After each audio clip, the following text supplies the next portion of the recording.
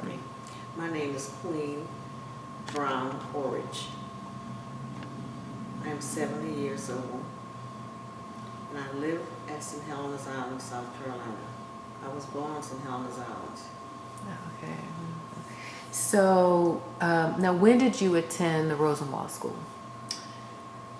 For first grade through sixth grade, I attended the Rosenwald School, and it was a two-room school, and our teachers were Miss Janie Dudley, Miss Janie Gardner, and Miss Lucille Manigault was our cook, and Miss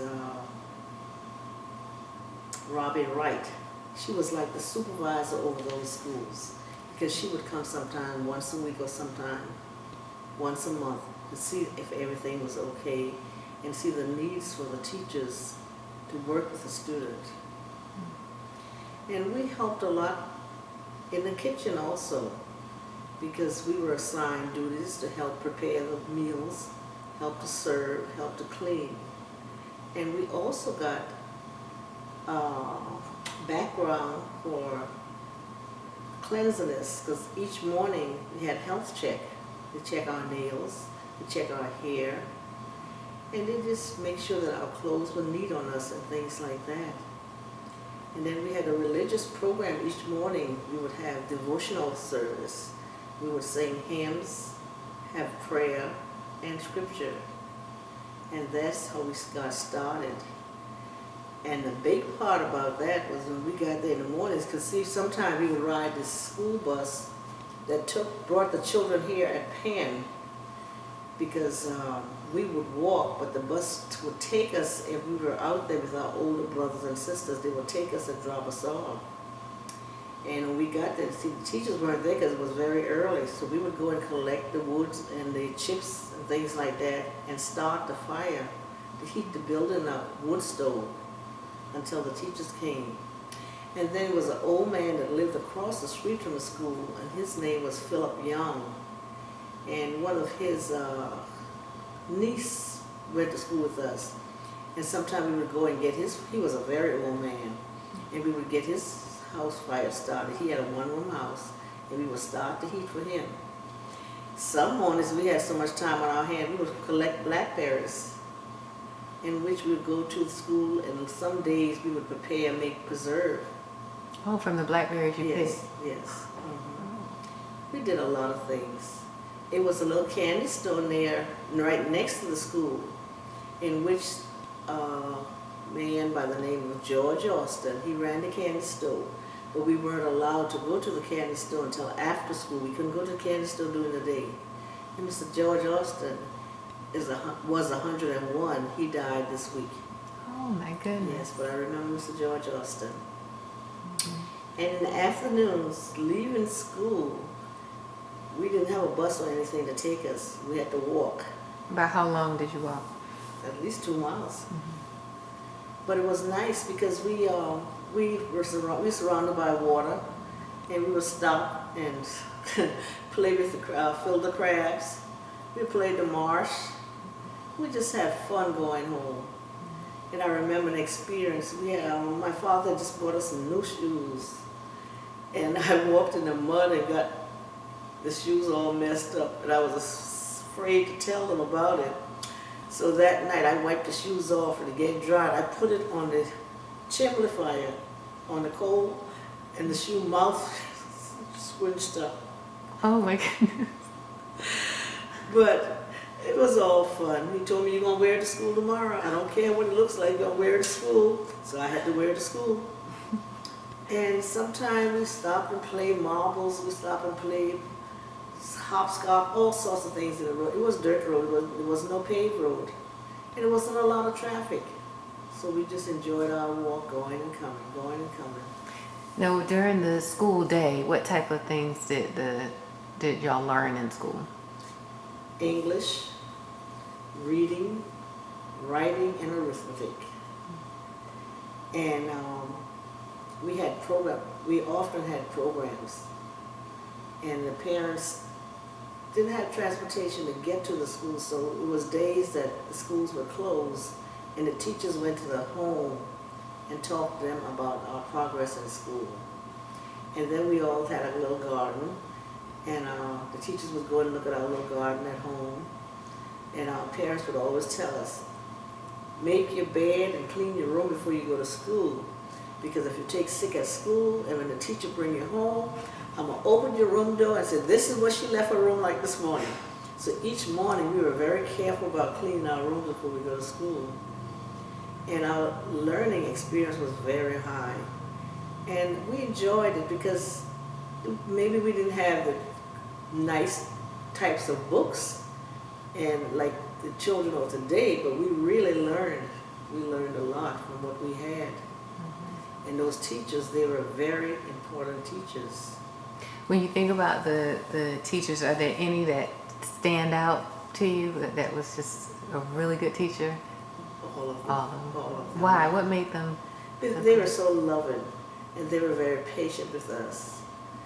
And they were just like a mother to us, because they taught us all the basics. And then, see, after we left that school in 6th grade, it was because St. Helena School was opened up. That was in 1953. And everybody, they left there too to go into the school to teach.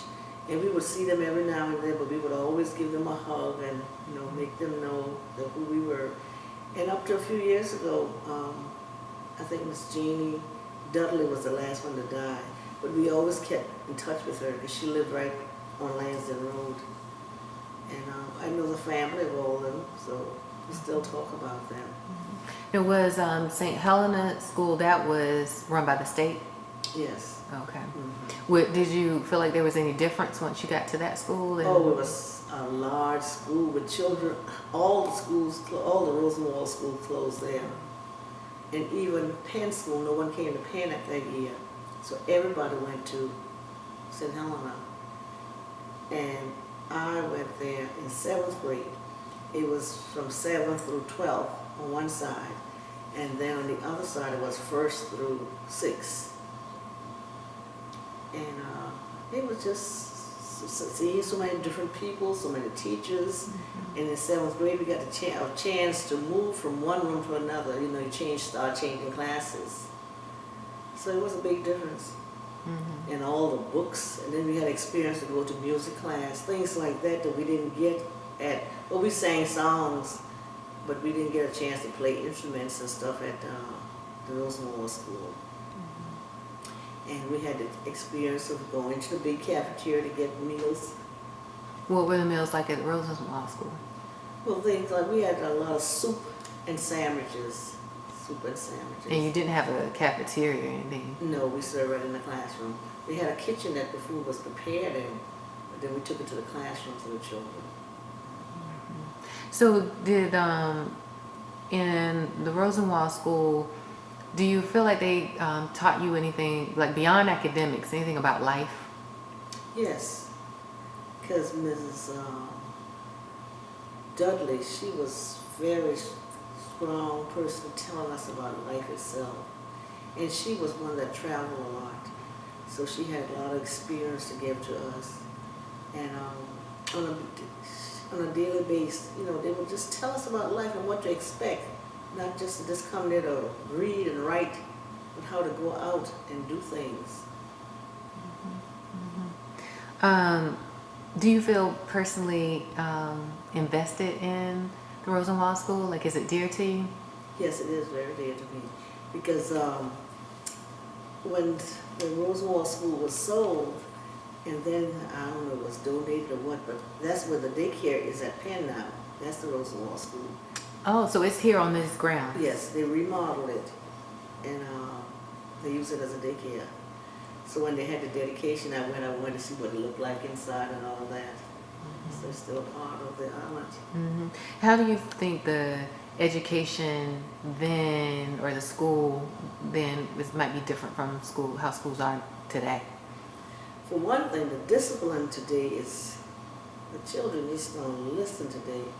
We were good listeners, because if something happened at school and you got disciplined by the teacher, and when you went home, and if you told your parents, you got a second whipping. Teachers then were allowed to spank us. and you got a second one when you got home. So sometimes we cried, please don't tell mama, please don't tell mama. Yeah, someone was saying that, oh, Mr. Middleton, I think he was saying that sometimes you wish that you hope to just get the whipping from the teacher because the one at home is probably going to be worse. It was. That's why I tell you, we prayed not to get that news back at home.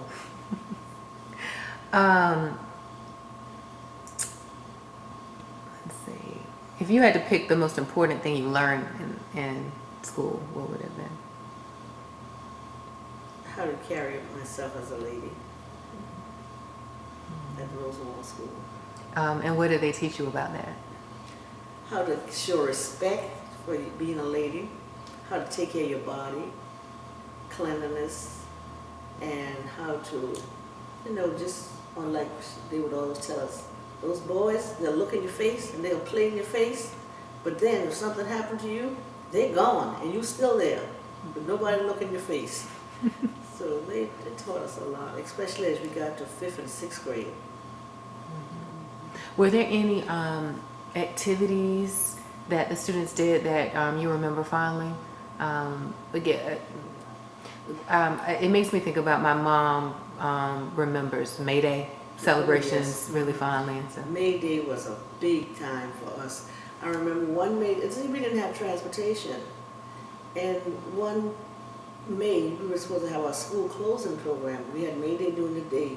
We was going to have a school program that night. And it poured rain, and nobody couldn't get there. We were so upset because we couldn't get to the program. But they did delay it for another time. And we made our own costumes out of tissue paper and, little things that the teachers brought to the school. And we did crocheting and tried to do basket making. We did a lot of arts and craft also. What was the purpose of May Day? Why did people celebrate May Day? It was the beginning of a part of the spring celebration. And all the we used different colors, and it was very colorful. And wrapping the maypole, that was a big event. Wrapping the maypole. So what do you think education meant to your generation? Education meant a lot to my generation. Because today, to me, some of the children just going to school because their parents are sending them to school. And see, today, they're into fashion. The clothes, this name brand this and name brand that.